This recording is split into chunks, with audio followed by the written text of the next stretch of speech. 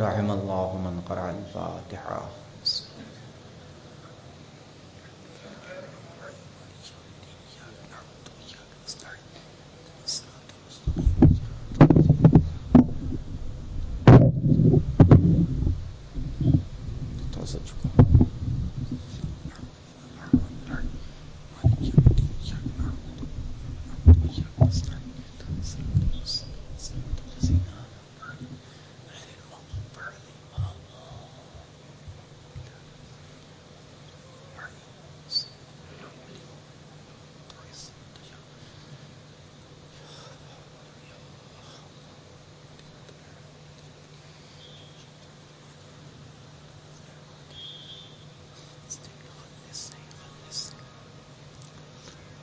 اعوذ باللہ من الشیطان اللعین الرجیم. لا حول ولا قوة الا باللہ العلی العظیم.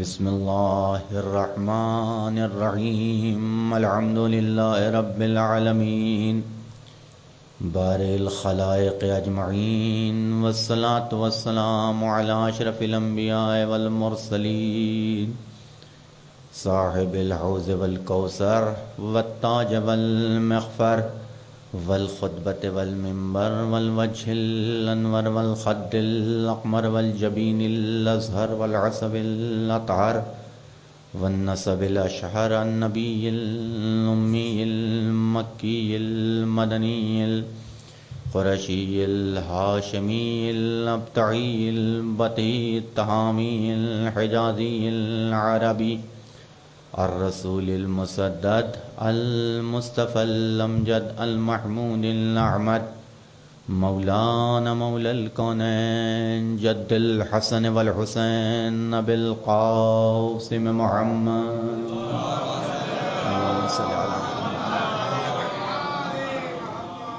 وآله الطيبين الطاهرين المعصومين سیما بقیت اللہ العظم مولانا حجت ابن الحسن العسکری.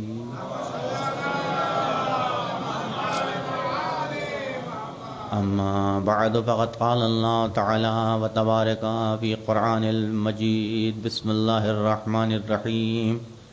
والفجر ولیال عشر والشفع والوتر. ایک صلوات پڑھ دیں.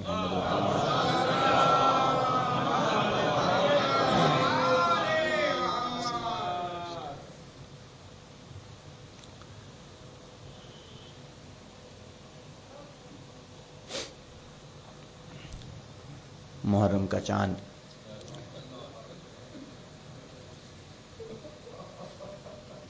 افق پہ نظر آ چکا ہے. محرم کی پہلی تاریخ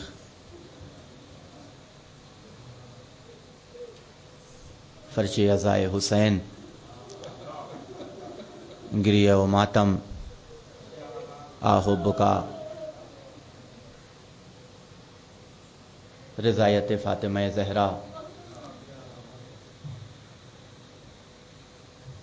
کے لیے ہم لوگ ایک بار پھر ہر سال کی طرح سے آج جمع ہو چکے ہیں. وہ ذمہ داری، وہ حق، وہ فریضہ کہ جو اہل بیت نے ہمارے سپرد کیا تھا، وہ حق کہ جو ہمیں ادا کرنا ہے. عزائے حسین کا، تذکرہ حسین کا، مجلس حسین کا. ایک ایسا امام کہ جس نے اپنا وطن چھوڑا، مدینے کو خیر بات کہا، تو مقصد، ہدف، ٹارگیٹ، وجہ، سبب کسی نہ کسی چیز کی کوئی نہ کوئی ہوا کرتی ہے. امام نے یزید جیسے بادشاہ حاکم کے خلاف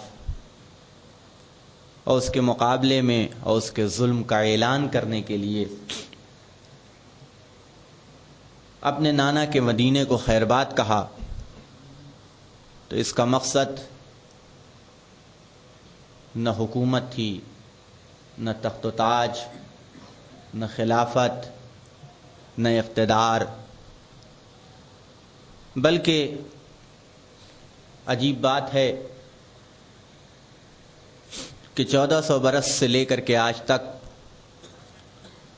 کوئی ایک مورخ بھی، کوئی ایک تاریخ دان بھی، کوئی ایک تاریخ لکھنے والا انسان یہ نہ لکھ سکا کہ حسین نے حکومت کے لیے یزید کے خلاف قیام کیا، تخت و تاج کے لیے، اقتدار کے لیے۔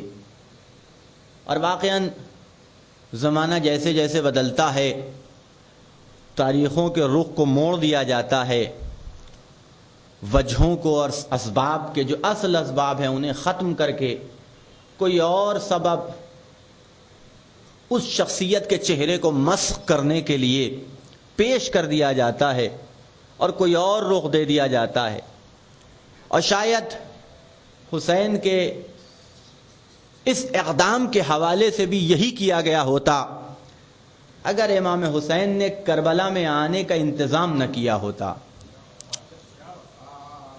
اگر ان لوگوں کو لے کے مدینے آئے ہوتے، کربلا آئے ہوتے کہ جو حسین کے ساتھ مدینے سے چلے تھے، ایک جمع غفیر کثیر تعداد میں افراد حسین کی مدد کرنے کے لیے کہ ہم آپ کے ساتھ ہیں، تاریخ نے لکھا ہے کہ مدینے سے روانہ ہوئے تھے، لیکن ہر منزل اور ہر مقام پہ اپنے ساتھ آنے والوں کو یکے بعد دیگرے حسین نے اپنے سے جدا کر دیا۔ اور جو قافلہ لے کے مدینے میں کربلا میں پہنچے تھے مدینے سے، ان میں بیویاں بھی تھیں، جوان بھی تھے، بوڑھے بھی تھے، تو وہیں 40 بچے بھی تھے۔ ایک ایسا قافلہ کہ جسے دیکھنے کے بعد کوئی یہ نہیں کہہ سکتا کہ یہ کربلا کے میدان میں حکومت کی لالچ میں آئے ہیں، اقتدار کی لالچ میں آئے ہیں۔ نہیں، جو دیکھے گا وہ یہی کہے گا کہ یہ قافلہ اگر آیا ہے تو کسی خاص مقصد کے تحت، کسی خاص ہدف کے تحت حسین اپنے ساتھ یہ عجیب و غریب قافلہ، اس عنوان سے کہ جنگوں میں ایسے افراد، بیوی اور بچوں کو کوئی لے کے نہیں جاتا۔ مقصد کیا تھا کہ کچھ اقدام اور کچھ باتوں کی وضاحت حسین کو کرنی تھی، تو کچھ باتوں کو دنیا کو پہچانوانا عورتوں کو تھا، بچوں کا کام تھا کہ وہ پہچانوائیں اور وہ بتائیں۔ لا الہ الا اللہ کو بچانے کے لیے، محمد الرسول اللہ کی حفاظت کرنے کے لیے، علی ولی اللہ کی حفاظت کرنے کے لیے، دین اسلام کی حفاظت کرنے کے لیے حسین کربلا کے میدان میں آئے۔ میں مصائب نہیں پڑھنا چاہتا، اصول رہا ہے کہ پہلی محرم میں کچھ کربلا کے حوالے سے بیان کیا جائے، اگرچہ جس آیت کا میں نے انتخاب کیا ہے تو اس آیت کے ذیل میں بھی کہیں نہ کہیں انشاءاللہ بات آتی رہے گی کربلا کے حوالے سے ہی۔ کربلا کے میدان میں ایک مختصر سا قافلہ کہ جس کی تعداد تاریخ نے لکھا ہے 72 بھی نہیں تھی، 72 کی تعداد تو کربلا میں آ کے پوری ہوئی ہے۔ حبیب ابن مظاہر کے آ جانے کے بعد، خر کے وابستہ ہو جانے کے بعد، اور دوسرے صحابہ اور دوسرے حسین کے جانثار جب آ گئے تب 72 کی تعداد۔ وہ بے آب ہو گیا صحرا، تپتا ہوا بن، 3 دن کی بھوک و پیاس، العطش العطش کی صدا، اتنی مشکلات اور پریشانیوں کے ساتھ۔ عزیزان گرامی، کربلا کا مقصد صرف ایک نہیں ہے، کربلا انسان کی زندگی کے ہر شعبے کے لیے نمونہ عمل۔ قرآن اٹھا کے دیکھیے گا تو متعدد مقامات پہ انسان کو صبر کی تلقین کرتا ہوا نظر آتا ہے۔ وَاسْتَعِينُوا بِالصَّبْرِ وَالصَّلَاةِ، مدد لو صبر کے ذریعے سے اور نماز کے ذریعے سے، صلاۃ کے ذریعے سے۔ یا ایھا الذین آمنوا اتقوا اللہ وکونوا مع الصابرین، ایمان لانے والوں تقوی اختیار کرو، صابرین کے ساتھ ہو جاؤ متعدد مقامات پہ. وفی البعثاء والضراء وحین البعث، مشکلات اور پریشانیوں میں ضبط و صبر و ضبط و تحمل کا دامن تمہارے ہاتھوں سے چھوٹنا نہیں چاہیے. یہ ساری تلقین قرآن کر رہا ہے. اس کے علاوہ حدیثیں ہیں کہ جو بھری پڑی ہوئی ہیں صبر کے عنوان سے انسان کو ڈھارس دینے کے لیے کہ نہیں کوئی بھی مشکل پڑے صبر کرو، کوئی بھی مصیبت آ جائے صبر و ضبط و تحمل سے کام لو. لیکن عزیزان گرامی آپ جانتے ہیں کہ بڑا سخت مرحلہ ہے کہ صبر کرنے کے لیے کہہ دینا اور ہے اور مشکلات میں صبر کر لینا یہ اور ہے. ہر انسان ایک دوسرے کو صبر کی تلقین کرتا ہے. باپ مر گیا، بیٹے کے سر پہ ہاتھ رکھ کے کہا جاتا ہے بیٹا صبر کرو. بیٹا اس دنیا سے چلا گیا، لوگ باپ کو ڈھارس دیتے ہیں بھائی صبر کرو. ماں کو تسکین دی جاتی ہے کہ صبر کیجئے ایک دوسرے کو. لیکن ہر صبر کی تلقین کرنے والا جب خود اس پہ مصیبت پڑتی ہے تو ہم نے دیکھا ہے کہ اس کے صبر کا دامن اس کے ہاتھوں سے چھوٹتا ہوا نظر آتا ہے. بڑا سخت مرحلہ تھا. اور یہ بات یاد رکھیے گا، کوئی بھی مشکل اس وقت تک حل کی نہیں ہوتی ہے جب تک کہ اس کے سامنے اس سے بڑی مشکل سامنے نہ کھڑی ہو. کوئی بھی مشکل ہو، کوئی بھی انسان پہ آنے والی پریشانی انسان کے دل کو ڈھارس اس وقت تک نہیں ہوتی جب تک کہ کوئی ایک ایسی چیز اس کے سامنے نہ ہو کہ وہ اس کی مشکل سے بڑی ہو، اس کی مصیبت سے بڑی ہو. کربلا کے میدان میں حسین نے انسان پہ آنے والی تمام مصیبتیں، تمام مشکلات، تمام پریشانیوں کے لیے نمونہ عمل رکھ دیا. تمہارے اوپر کیا مصیبت آ سکتی ہے؟ تم کون سی مشکل کا سامنا کر سکتے ہو؟ تمہارے اوپر کتنے مصائب و آلام پڑ سکتے ہیں؟ دیکھو ہر ایک کا نمونہ عمل کربلا میں موجود ہے. ہر ایک کا نمونہ عمل کربلا میں موجود ہے. جوان بیٹا مر گیا، چہیتا مر گیا، نور نظر تمہارا چلا گیا، لیکن ذرا کربلا میں آ کے تو دیکھو، تمہیں اپنی مشکل اور اپنی مصیبت حل کی نظر آئے گی. بیٹا مر گیا تو تمہیں تسکین دینے والے بہت سے ہیں، ڈھارس دینے والے بہت سے ہیں. غسل و کفن ہوگا، جنازہ تیار ہوگا، جو سنے گا چاہے دوست ہو یا دشمن رنجیدہ ہوگا، ملول ہوگا. لیکن ذرا کربلا میں آ کے دیکھو میرا لال سینے پہ برچی کا پھل کھائے پڑا ہے. بوڑھا باپ جوان کے سینے سے برچی کا پھل نکال رہا ہے. تمہاری مصیبت اس سے بڑی ہو سکتی ہے؟ برابر کا بھائی چلا گیا، بے شک یہ مصیبت تمہارے لیے بڑی ہے. لیکن ذرا دیکھو کربلا کے میدان میں میرے بھائی کے دونوں بازو کاٹ دیے گئے، آنکھوں میں تیر پیوست ہے، جسم ٹکڑے ٹکڑے ہو رہا ہے.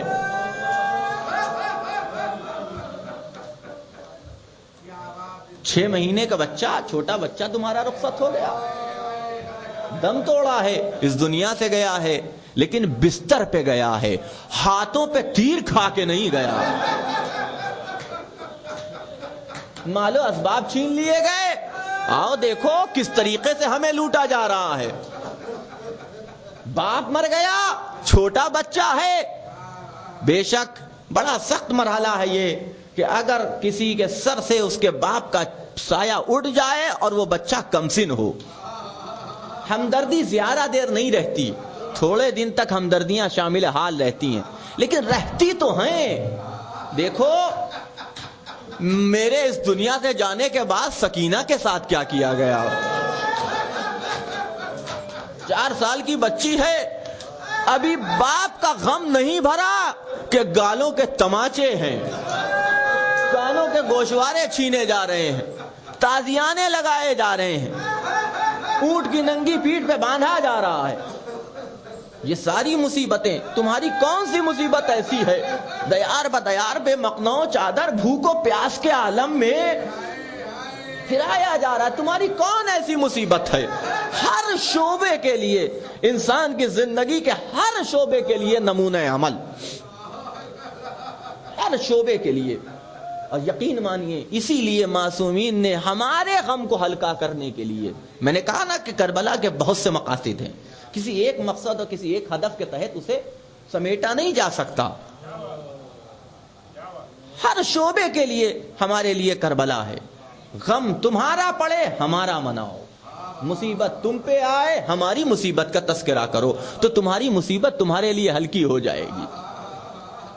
عزیزان گرامی، ہمارا کوئی مر جائے روئیں گے گریا کریں گے، گریا کر کے دل کو سکون تو مل جائے گا لیکن ثواب نہیں پہنچے گا۔ لہذا ایک تذکرہ رکھ دیا گیا کہ بیٹا تمہارا مرا ہے، ہمارے بیٹے کو یاد کرو، تمہارے دل کو تسکین بھی ہوگی، نامہ اعمال میں ثواب بھی پہنچے گا۔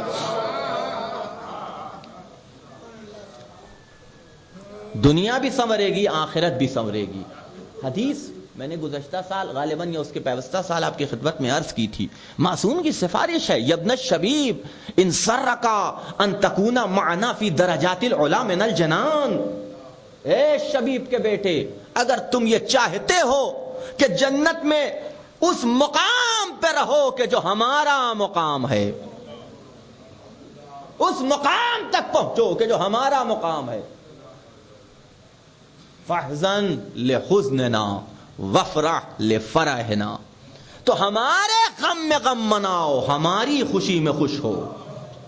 وعلیک بولایتنا، اور یاد رکھنا ہماری ولایت کا دامن تمہارے ہاتھوں سے چھوٹنے نہ پائے۔ یہ کون؟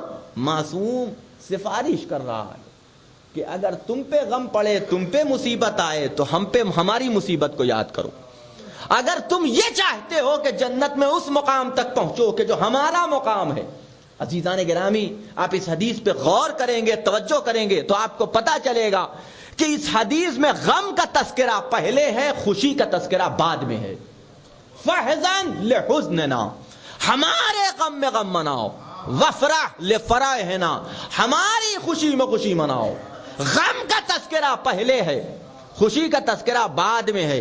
شاید مقصد یہ ہو امام کا کہ دیکھو کوئی نہ کوئی زندگی کا ایسا لمحہ انسان پہ ضرور آتا ہے کہ جب غم اور خوشی ٹکرا جاتے ہیں، خوشی کا ماحول کوئی غم پڑ گیا، تو اصول دنیا یہ ہے، فطرت انسانی یہ ہے کہ اگر خوشی کے عالم میں کوئی غم پڑ جائے تو انسان خوشی کو چھوڑ دیتا ہے، غم کو اپنا لیتا ہے کہ نہیں؟ یہ اصول کہ اگر خوشی کے عالم میں گھر میں آپ کے بیٹے کا جشن تولد ہے، بڑا حادثہ نہیں ہوا، ایکسیڈنٹ ہو گیا کسی کا، ہاسپٹلائز ہو گیا، ہاتھ پاؤں کی ہڈی ٹوٹ گئی، مرا نہیں زندہ ہے، اب آپ گھر والوں سے پوچھئے کیک کاٹیے گا یا اس کی عیادت کو جائیے گا؟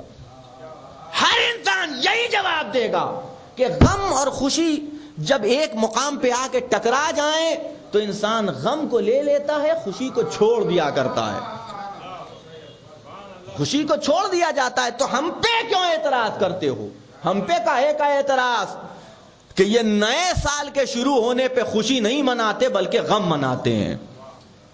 غم اور خوشیاں ٹکرا جائیں، نئے سال کے آنے کی خوشی ہے تو فاطمہ کے لال کا غم بھی ہے، اور انسانی تقاضا ہے کہ غم اور خوشیاں ٹکرا جائیں تو غم کو اپنا لیا جاتا ہے، خوشی کو چھوڑ دیا جاتا ہے۔ ایک صلوات پڑھ دے محمد و آل محمد۔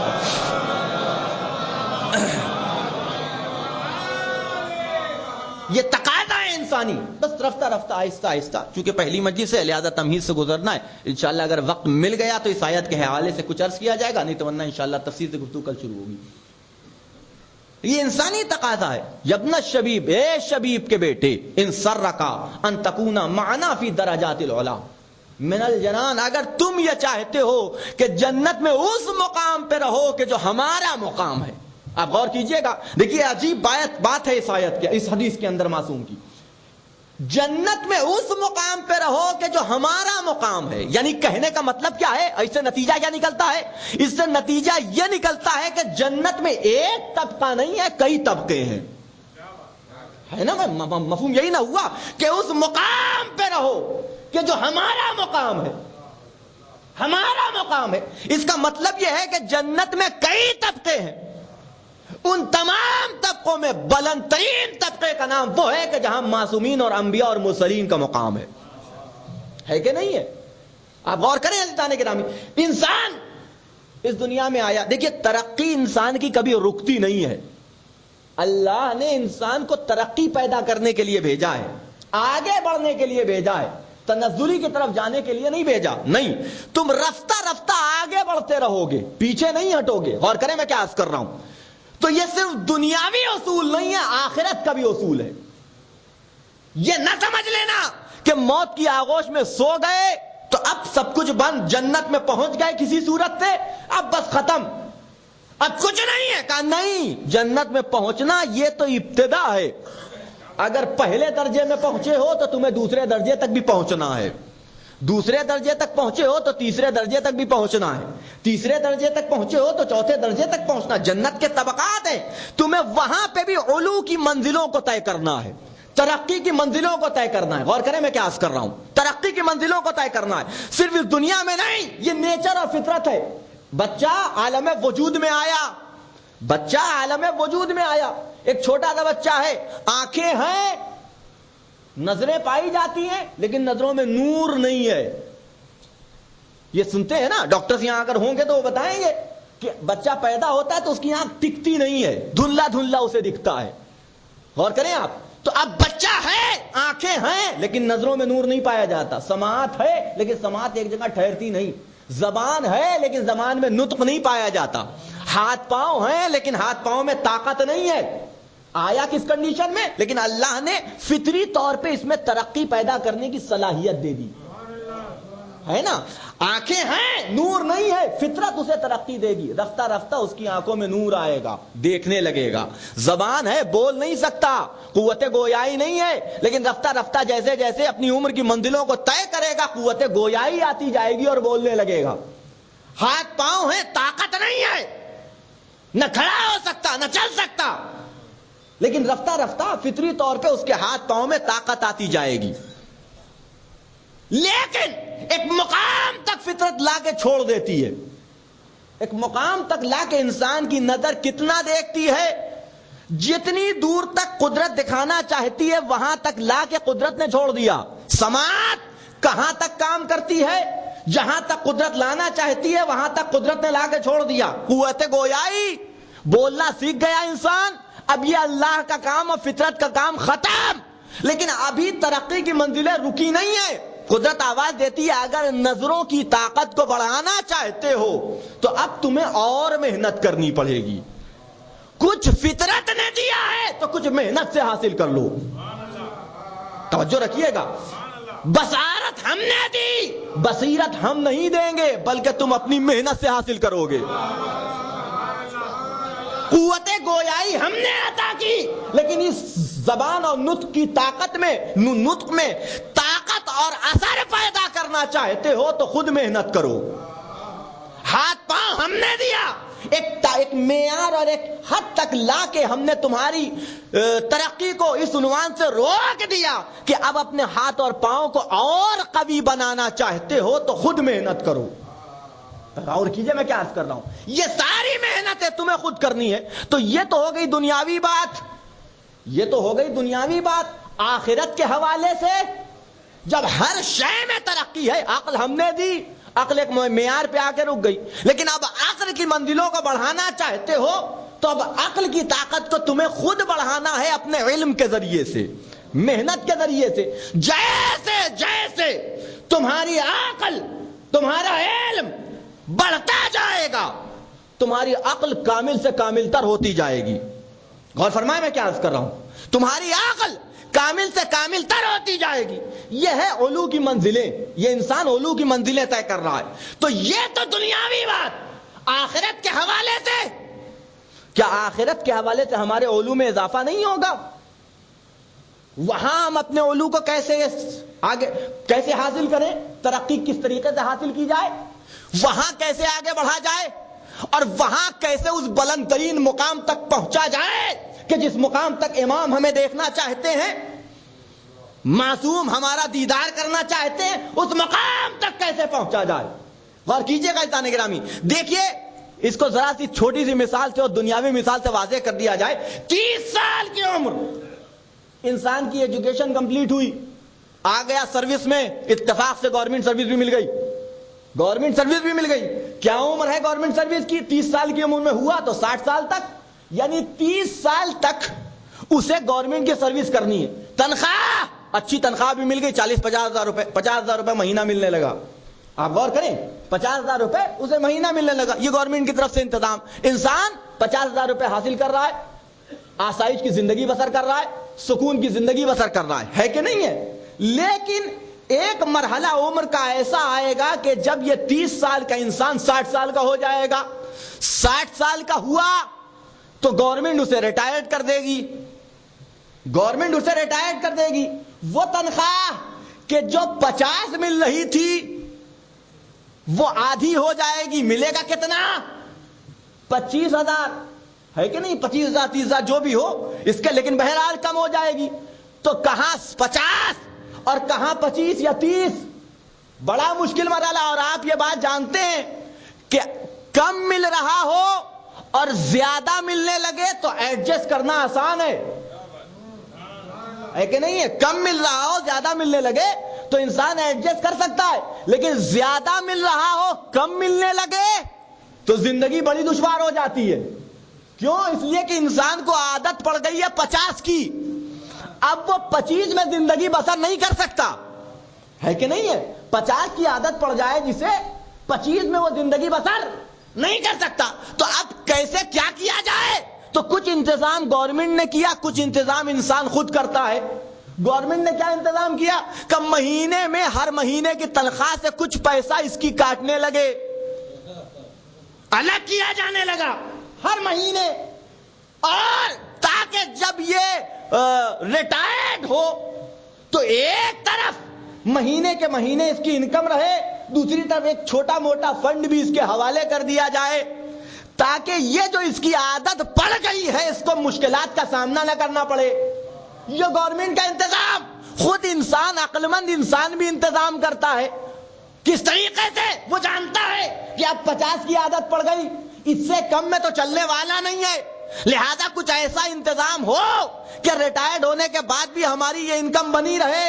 اسی لیے کچھ فکس ڈپازٹ کروا رہا ہے, شیئر خرید رہا ہے, مکان خرید رہا ہے, پراپرٹی خرید رہا ہے. کیوں؟ تاکہ جب ریٹائرڈ ہو جائیں تو ہماری انکم میں اضافہ ہو, کمی نہ ہونے پائے.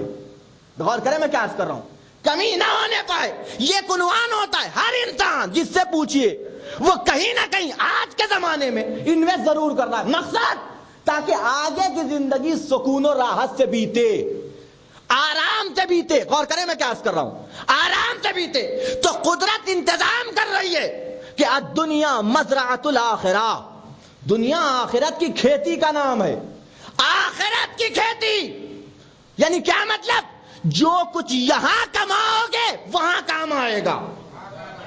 اسی دنیا میں انتظام کر کے آؤ تاکہ جب تم حیات کی قید و بند سے ریٹائرڈ ہو کے موت کی پرسکون وادیوں میں پہنچو تو مشکلات کا سامنا نہ کرنا پڑے, بڑھ کے جس طریقے سے یہاں تمہاری زندگی بیت رہی تھی اس سے بہتر طریقے سے وہاں تمہاری زندگی بیت سکے. ایک صلوات پڑھ محمد و آل محمد پر.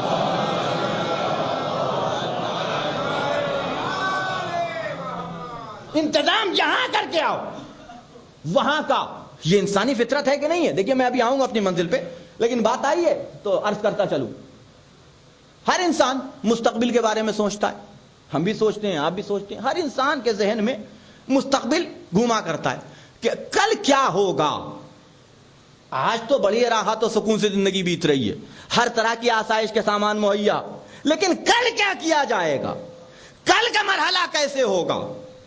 کل جب ہمارے ہاتھ پاؤں جواب دے دیں گے, آج طاقت ہے کما رہے ہیں, لیکن کل ہمارے ہاتھ پاؤں جواب دے دیں گے اب ہم کما کے نہیں کھا سکتے, جو کچھ کمایا ہے وہی کھائیں گے. غور نہیں کیا اس جملے پہ آپ نے؟ اب ہم کما کے نہیں کھا سکتے, لیکن ہاتھ پاؤں جواب دے چکے, تو جو کچھ کما چکے ہیں گزشتہ زندگی میں اپنی, وہ طاقت والا زمانہ, وہ جوانی والا زمانہ, وہی کھائیں گے. یا وہ کھائیں گے یا اپنی اولاد کے رحم و کرم پہ زندہ رہیں گے. اب یہ تو انسان کو خود طے کرنا ہے. یہ تو انسان کو خود طے کرنا ہے کہ خود اپنا کمایا ہوا کھاتا ہے یا اپنی اولاد کے رحم و کرم پہ زندہ رہتا ہے. توجہ رکھیے گا میں کیا عرض کر رہا ہوں. بہرحال اولاد صحیح, اولاد صحیح, لیکن پھر بھی قدرت کی نگاہ میں دے دینا اچھا ہے, لے لینا برا ہے.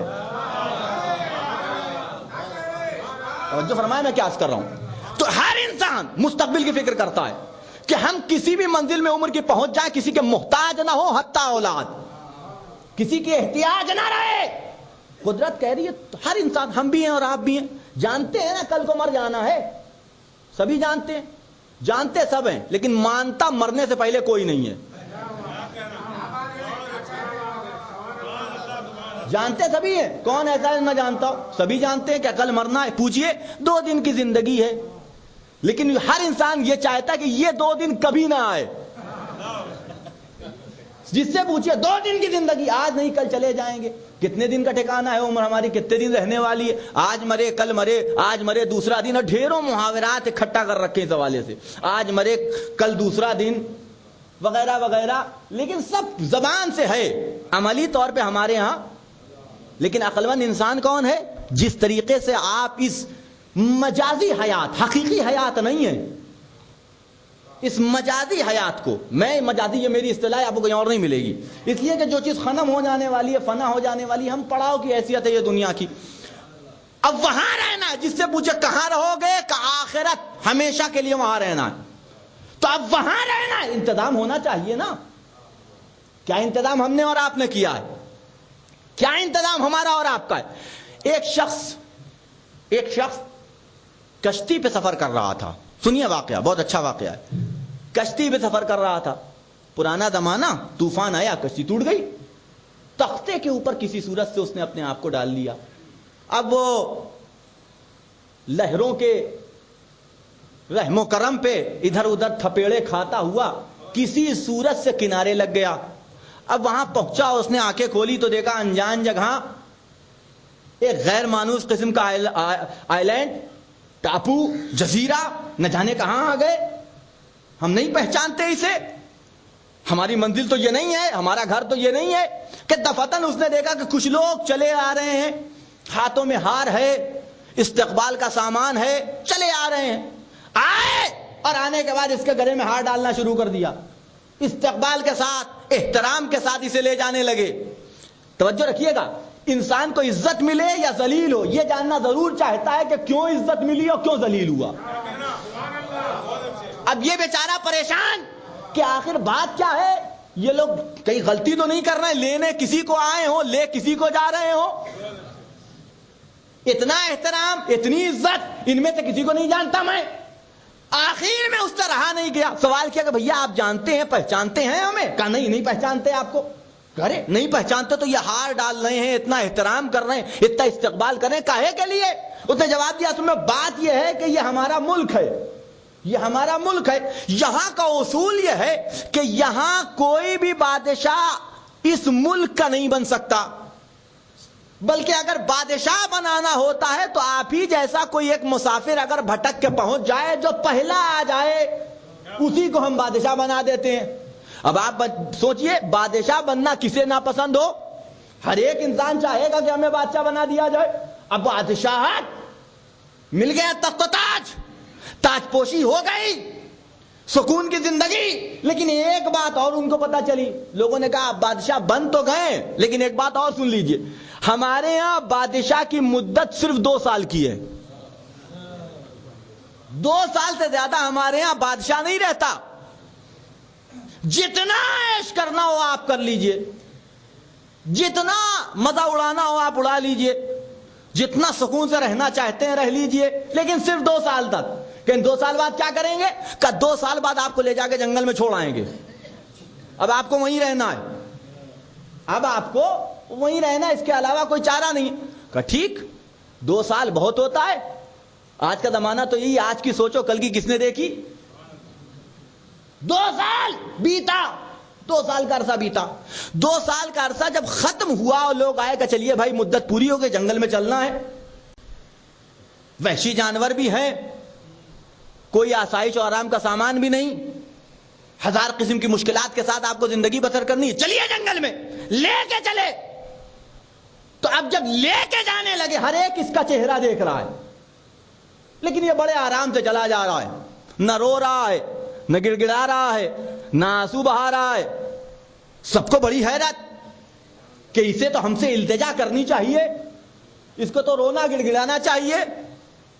2 سال بادشاہت کی زندگی بسر کرنے کے بعد جنگل میں رہنا کتنا مشکل کام. اسے ہم سے التجا کرنی چاہیے, درخواست کرنی چاہیے کہ کچھ مدت بڑھا دو, کچھ دن اور رہنے دے دو, وغیرہ وغیرہ. لیکن نہ یہ رو رہا ہے, نہ گڑ گڑا رہا ہے, کچھ نہیں. لوگوں نے سوال کیا کہ بھائی بات کیا ہے.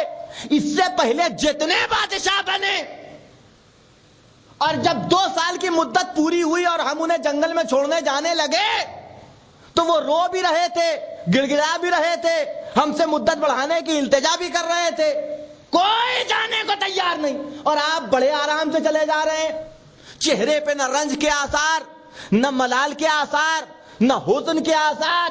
اس شخص نے کوئی جواب نہیں دیا, چلتا رہا. پہنچا جنگل میں. اب جو جنگل میں پہنچے تو دیکھا ایک عالیشان محل تیار, ساری آسائش کی چیزیں وہاں مہیا, بہترین ساز و سامان.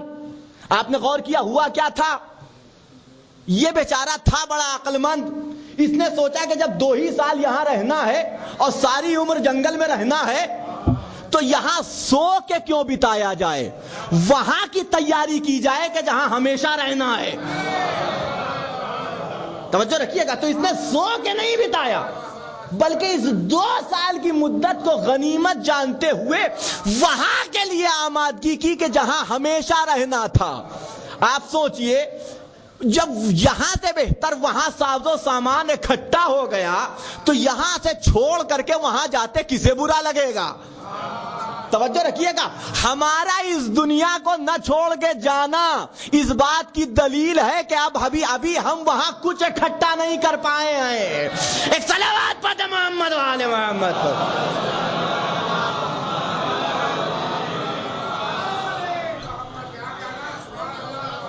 ابھی ہمارے حوالے توجہ فرمائیں آپ, یہ ایک اہم ترین مسئلہ ہے نا. ہر ایک انسان اپنی عاقبت کے حوالے سے بڑی مشکلات اور پریشانیوں کا شکار. کیا ہوگا پتہ نہیں, نمازیں پڑھ رہا ہے, روزہ رکھ رہا ہے, حج و زکات و خمس. واقعاً یہ طفیل محمد و آل محمد کا کہ ہمارے حوالے بخشش کا ایک بہت بڑا سامان کر دیا ہے کہ جسے عزائے حسین کہا جاتا ہے. 50 مرتبہ کی سنی ہوئی حدیث ہے, لیکن کبھی غور کیا آپ نے کہ کتنی بڑی بات معصوم نے کہی؟ من بکا علی الحسین او ابکا, اور تباہ کا وہ کہ جو حسین پہ روئے رلائے.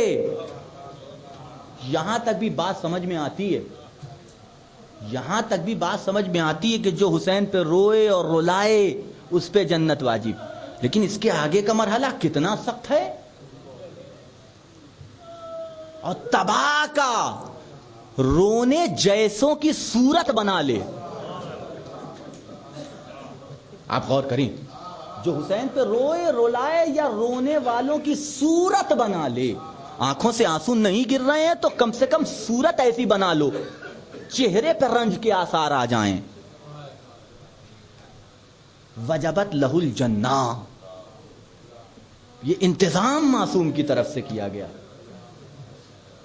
ایک بات اور عرض کر دوں کہ اس بات کو ضرور یاد رکھیے گا کہ عزائے حسین اور عزاداری کے مقصد کو کسی اور چیزوں میں ڈھونڈنے کی کوشش نہ کیجیے گا. عزاداری کے مقصد کو, یہ بات یاد رکھیے گا, عزاداری کا مقصد علمی موشگافیاں نہیں ہے. اگر آپ یہ سمجھتے ہوں کہ عزاداری اور عزائے حسین کا مقصد یہ ہے کہ یہاں سے علم حاصل کیا جائے, مقصد, جملہ سنیے گا میرا, اس بات کو یاد رکھیے گا کہ عزائے حسین کا مقصد علمی موشگافیاں نہیں ہے. عزائے حسین کا مطلب علمی گتھیوں کو سلجھانا نہیں ہے. اور اگر ایسا ہے تو معصوم کی حدیث سے ثابت کیجئے. کہ عزائے حسین کا مقصد علمی گتھیوں کو سلجھانا ہے، عزائے حسین کا مقصد حصول علم اور درسگاہ وغیرہ ہے۔ اگر معصوم کی حدیث دیکھیں گے تو صرف ایک جملہ ملے گا کہ عزائے حسین کا مقصد صرف اور صرف خوشنودی فاطمہ زہرا ہے، اور کچھ نہیں، اور کچھ نہیں ہے۔ عزائے حسین کا مقصد صرف خوشنودی فاطمہ زہرا ہے۔ مثال دے دوں بات واضح ہو جائے، یہ میں اپنی طرف سے نہیں عرض کر رہا ہوں، یہ علماء کا بیان ہے۔ علمی گتھیوں کو سلجھانا مقصد نہیں ہے، صرف ایک مقصد رضایت فاطمہ زہرا، خوشنودی فاطمہ زہرا۔ مثال، گھر میں جنازہ کسی کا رکھا ہو تو وہاں آپ اپنے مسائل کا حل معلوم کرنے نہیں جاتے بلکہ تعزیت دینے جاتے ہیں۔ وہ کتنا ہی بڑا عالم کیوں نہ ہو، وہ کتنا ہی بڑا فاضل کیوں نہ ہو، وہ کتنا ہی بڑا محقق کیوں نہ ہو، وہ کتنا ہی بڑا جانکار کیوں نہ ہو، اور آپ کا مسئلہ بھی کتنا ہی بڑا اور کتنا ہی اہم کیوں نہ ہو، اگر گھر میں جنازہ رکھا ہے تو آپ پرسے میں جائیں گے، مسئلے کا حل معلوم کرنے نہیں جائیں گے۔ اب یہ اور بات ہے کہ گئے تھے پرسے میں اور ہمیں اپنے مسائل کا حل مل جائے، یہ فیض ہے، مقصد نہیں ہے۔ میں توجہ رکھیے میں کیا عرض کر رہا ہوں۔ گئے تھے آزاد پرسے میں، گئے تھے تعزیت دینے کے لیے، لیکن ہمیں اپنے مسائل کا حل بھی مل جائے تو یہ فیض کہلائے گا، مقصد نہیں کہلائے گا۔ فیض اور ہے اور مقصد اور ہے۔ فیض کو مقصد سے ملانے کی کوشش نہ کیجئے، فیض کو مقصد سے ملانے، فیض الگ شے کا نام ہے، مقصد الگ شے۔ مقصد کے لیے نیت ضروری ہے، فیض کے لیے کوئی نیت نہیں۔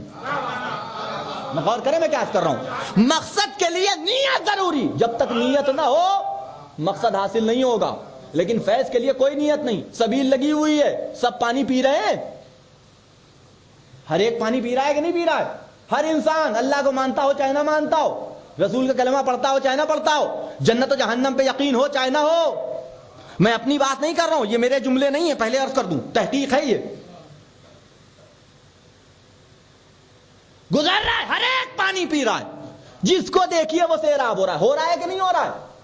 سب سیراب ہو رہے ہیں، سب سیراب ہو رہے ہیں، لیکن سیراب سب ہو رہے ہیں، لیکن مقصد سب کو نہیں مل رہا ہے۔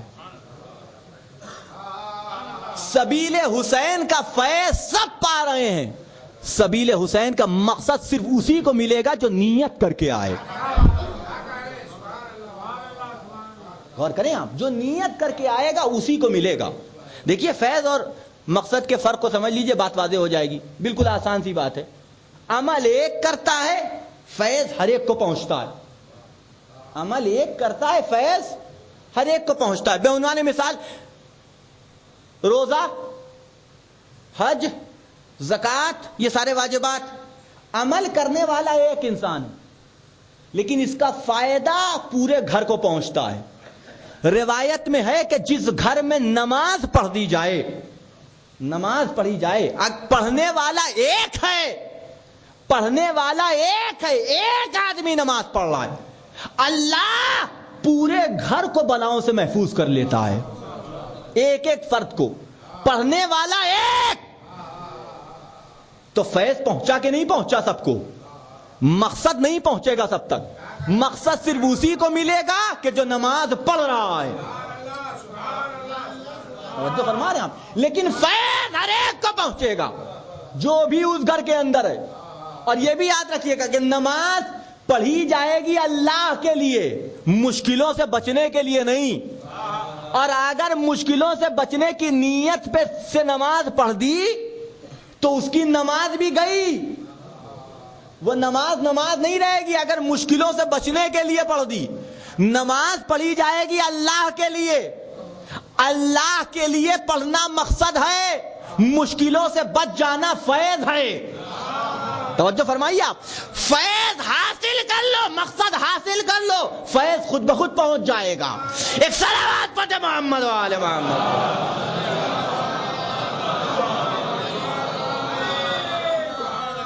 توجہ فرمائیے گا، فیض الگ شے کا نام ہے، مقصد الگ شے کا نام ہے۔ کربلا کا میدان، کربلا کا میدان 72 کی قربانی،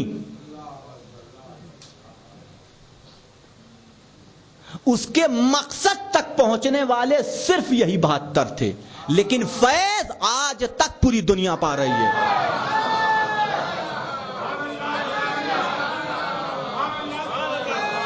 آج تک پوری دنیا پا رہی ہے۔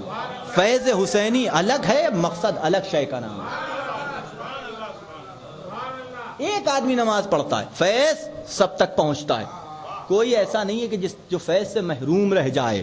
اسلام کا فیض، شریعت کا فیض، مذہب کا فیض، رسول کا فیض ہر ایک کو پہنچا کہ نہیں پہنچا، لیکن مقصد ہر ایک تک نہیں پہنچے گا۔ مقصد اسی کو ملے گا کہ جو نیت کر کے آ کے پڑھے، نیت کر کے جو آ کے پڑھے گا اور اسلام لائے گا، اسی تک مقصد پہنچے گا۔ مقصد اس کو نہیں ملتا کہ بھئی، اور یہ بھی یاد رکھیے گا کہ جنت فیض میں نہیں ملتی، جنت مقصد میں ملتی ہے۔ نیت کی بنیاد پہ جنت ملتی ہے، لیکن فیض میں جنت میں جنت کے فیوز و برکات انسان کو مقصد کے عنوان سے حاصل ہوتے ہیں۔ اگر مقصد تک پہنچ گئے تو جنت ملے گی۔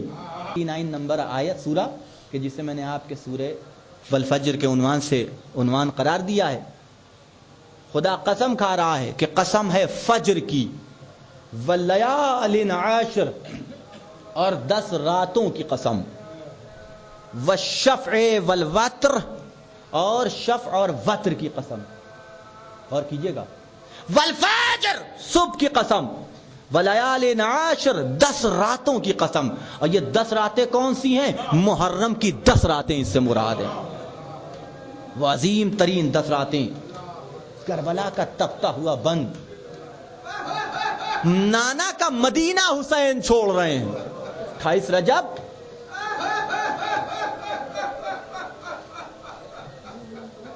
یزید کا خط پہنچا کہ ولید یا حسین سے بیعت لے لے، اور اگر بیعت کرنے سے انکار کر دے تو ان کا سر کاٹ کے ہمارے یہاں بھیج دے۔ نامہ پہنچا، خط حسین تک پہنچایا گیا۔ امام نے دیکھا، کہا ٹھیک ہے، ولید سے کہہ دے کہ ہم اس سے ملاقات کرنے کے لیے آئیں گے۔ چلے حسین، لیکن تنہا نہیں، اپنے ساتھ 18 بنی ہاشم کو لے کے آئے۔ بات کرنا مقصد تھا، گفتگو مقصد تھی، تو سارے جوانان بنی ہاشم کو دروازے پہ روک دیا کہ جب تک میری آواز بلند نہ ہو تب تک تم لوگ داخل نہ ہونا۔ روک دیا گیا، اور پھر اس کے بعد حسین اندر داخل ہوئے، گفتگو شروع ہوئی۔ ولید نے خط پہنچایا، مولا بیعت کا سوال کیا گیا ہے۔ امام نے جواب دیا، رات کا وقت ہے، یہ کوئی ایسی گفتگو نہیں ہے کہ جو رات کی تاریکی میں کر لی جائے، یہ کوئی ایسی بات نہیں ہے کہ جس کا فیصلہ اس اندھیری رات میں کیا جائے، صبح ہونے دے، ہم تجھے اپنے فیصلے سے مطلع کر دیں گے۔ ولید تو تیار ہو گیا، لیکن ایک شخص ملعون ابن ملعون بیٹھا ہوا تھا۔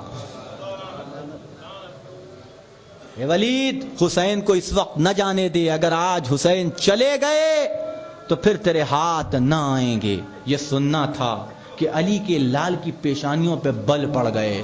او زن و زانیہ کے فرزند، او ملعون ابن ملعون، ادھر حسین کی زواج بلند ہوئی۔ جس نے سب سے پہلے قبضے پہ ہاتھ ڈالا، ام البنین کا لال عباس داخل ہوئے، قریب تھا کہ سر قلم ہو جائے۔ حسین نے ہاتھ کے اشارے سے روک دیا، بھیا عباس، یہ مدینہ ہے، کربلا نہیں ہے۔ جزاکم ربکم خیر الجزا۔ خداوند عالم آپ کو کسی غم میں نہ رلائے سوائے غم سید الشہداء کے۔ واپس آئے حسین، اے بہن، اب ہم مدینے میں نہیں رہ سکتے، مدینہ رہنے کے قابل نہ رہا۔ ہاں عزیزو، بہت سو سے حسین کو رخصت ہونا تھا۔ تاریخ نے لکھا ہے کہ حسین جب سب سے رخصت ہو چکے تو آخری میں، سب سے آخر میں اپنی ماں کی قبر پہ پہنچے۔ اے مادر گرامی، خدا حافظ و ناصر، اے مادر گرامی، آپ کا حسین جا رہا ہے۔ اب آپ کی قبر پہ روشنائی کون کرے گا؟ اے مادر گرامی، اب چراغ کون جلائے گا؟ عجب نہیں کہ قبر سے آواز آئی، اے میرے لال، تو تنہا نہیں جا رہا ہے، اگر تو مدینہ چھوڑے گا تیری ماں جنت البقیع کو خیر بات کہے گی۔ واپس آئے حسین، ہماریاں لائی گئیں، بیویوں کو سوار کیا جانے لگا۔ ایک انتظام پردے کا روایت میں ملتا ہے کہ روایت کرنے والے نے روایت کی کہ میں نے دیکھا کہ ایک ایک بیوی کو ناقے پہ سوار کیا جا رہا تھا۔ لیلا آگے بڑھی، علی اکبر آگے بڑھے، شانوں کو سہارا دے کے اپنی ماں کو سوار کیا۔ ام فروا آئیں، قاسم نے اپنی ماں کو سوار کیا۔ ایک ایک کو سوار کیا جا رہا ہے کہ دفتن اعلان ہوتا ہے، ہوشیار ہو جاؤ، ثانیہ زہرا زینب کبریٰ آ رہی ہیں۔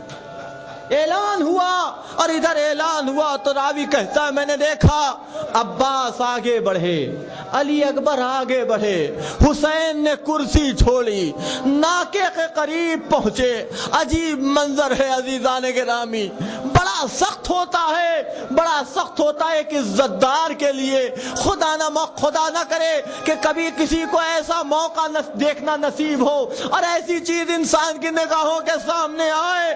عباس و علی اکبر آگے بڑھے، حسین بنفس نفیس اٹھے، آئے، ایک بازو علی اکبر نے تھاما، قاسم نے سہارا دیا، عباس نے اپنے گھٹنے ٹیکے، حسین نے بازو تھاما، ناقے میں سوار ہونے لگی کہ دفتن شہزادی رک گئی، پلٹ کے عباس کی طرف دیکھا، اے بھیا ایک وعدہ کرو، اے بھیا ایک وعدہ کرو، کہ شہزادی عرض کرے کہ وعدہ کرو جس شان سے لے کے جا رہے ہو زینب کو اسی شان سے واپس لاؤ گے۔ عجب نہیں کہ عباس نے جواب دیا ہو، اے شہزادی اگر بازو سلامت رہے۔